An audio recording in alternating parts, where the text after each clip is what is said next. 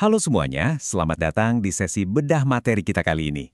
Hari ini kita bakal membongkar sebuah kerangka berpikir yang menurut saya luar biasa menarik dari Profesor Dr. Haji Musa Asyarieh. Kita akan lihat gimana sih beliau merumuskan cara pandang untuk melihat dunia pakai lensa yang berlapis, multidimensional, dan pastinya integralistik. Goal kita di sini simpel tapi dalam. Kita pengen paham gimana sebuah objek yang kelihatannya paling sepele sekalipun ternyata bisa terhubung langsung sama hukum alam semesta dan bahkan dimensi ketuhanan. Oke, kita langsung masuk aja ke bagian pertama, paradigma pemikir yang bebas.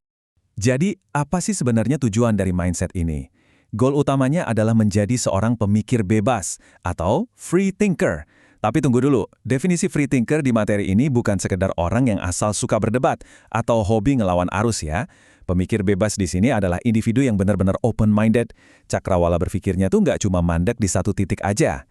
Mereka independen dan selalu ngejar kebenaran. Dan yang paling penting nih, mereka harus bisa menyeimbangkan dua peran sekaligus. Sebagai man of ideas yang terus ngeluarin gagasan filosofis, tapi juga sebagai man of actions yang langsung turun tangan ke masyarakat.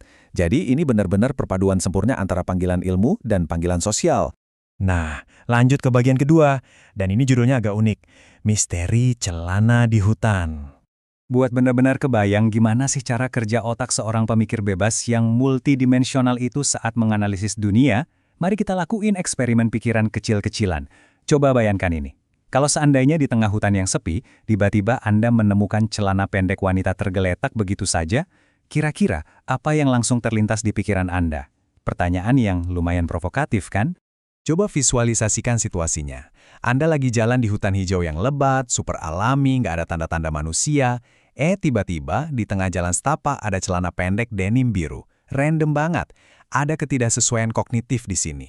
Objek sehari-hari yang benar-benar salah tempat, ini otomatis maksa otak kita buat berhenti sejenak. Kita nggak bisa cuek gitu aja. Orang biasa mungkin bakal sekedar ngelewatin, tapi buat seorang pemikir multidimensional, otak mereka bakal langsung jalan buat membedah realitasnya. Dan kayak gini cara mereka ngebedahnya. Di detik pertama, pikiran mereka langsung ngebelah objek itu jadi dua dimensi. Pertama, dimensi fisik. Mereka bakal ngeliat bahan kainnya, modelnya, desainnya, ukurannya, sampai warnanya. Tapi mereka nggak stop di situ. Pikiran mereka langsung loncat masuk ke dimensi non-fisik. Mereka mikirin ide dan konsep di balik celana itu, ngebayangin kreativitas desainernya, sampai mikirin nilai dan fungsi dari sepotong pakaian tersebut. Jujur aja, ini ilustrasi yang brilian banget buat ngejelasin inti pemikiran multidimensional.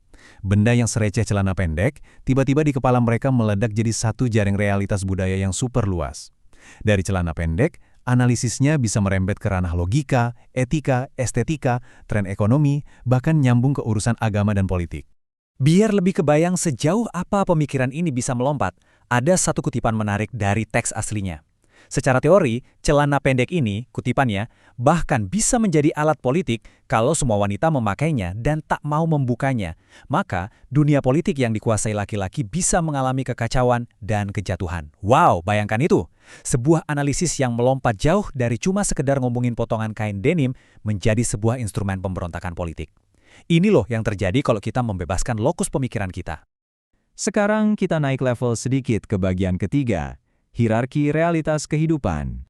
Tadi kita udah panjang lebar bahas budaya dan benda-benda duniawi. Tapi pertanyaannya, dari mana sih semua realitas ini asalnya? Jawabannya, semua itu mengalir dari atas ke bawah. Dimulai dari Theos atau Tuhan yang kemudian menciptakan kosmos atau alam semesta. Nah, di dalam kosmos inilah lahir antropos, yaitu kita, manusia. Dan manusia inilah yang memproduksi culture atau kebudayaan. Jadi, panah kebudayaan itu bermuara tepat pada inovasi manusia, yang dalam eksperimen kita tadi diwakili sama celana pendek denim. Semuanya benar-benar saling terhubung dalam satu rantai penciptaan. Lanjut ke bagian keempat, eksistensi dan peran manusia.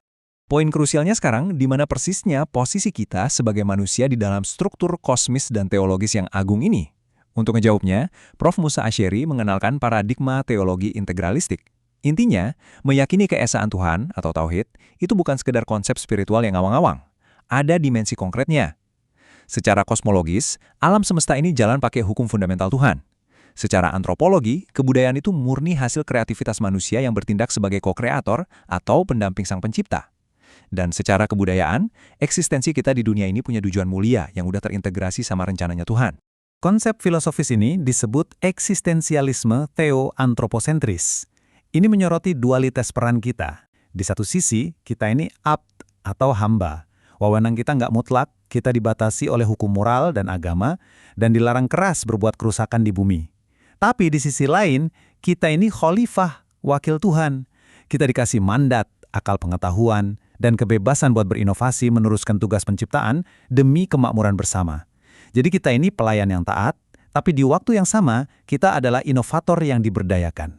Masuk ke bagian kelima dan yang sangat aplikatif, metode berpikir profetik. Secara teori emang luar biasa banget, tapi pertanyaan selanjutnya, gimana cara kita mengaplikasikan kerangka filosofis yang megah ini ke dalam kehidupan sehari-hari atau sistem sosial kita? Kuncinya ada di 3 pilar berpikir profetik. 3 elemen ini harus melebur jadi satu, teologi integralistik yang barusan kita bahas, terus rasionalitas transendental, dan berpikir multidimensional. Ketiganya ini integralistik banget, ibarat satu paket komplit yang nggak bisa dipisah-pisahin waktu kita lagi mecahin masalah. Biar lebih membumi, kita ambil contoh penerapannya di bidang ekonomi, lewat konsep yang namanya trilogi kosmologi ekonomi Islam.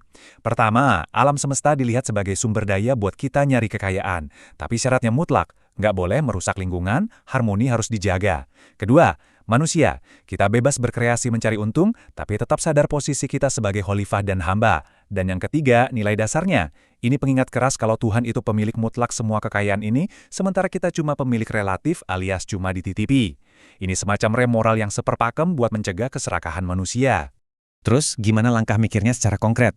Metode rasional transendental ini bergerak dalam 3 langkah dialektis antara akal rasional dan wahyu. Pertama, pastikan Anda tetap berpijak di bumi dengan menganalisis fakta-fakta empirik di lapangan secara objektif, pakai data, pakai ilmu. Kedua, bahwa temuan itu naik ke tingkat kesadaran spiritual di dalam hati Anda. Dan ketiga, bangunlah sebuah visi yang transenden untuk memecahkan persoalan tersebut. Benar-benar harmoni yang cantik antara kerja rahasia di kepala dan pencerahan di dalam hati. Nah, ini membawa kita ke penghujung bedah materi kita hari ini.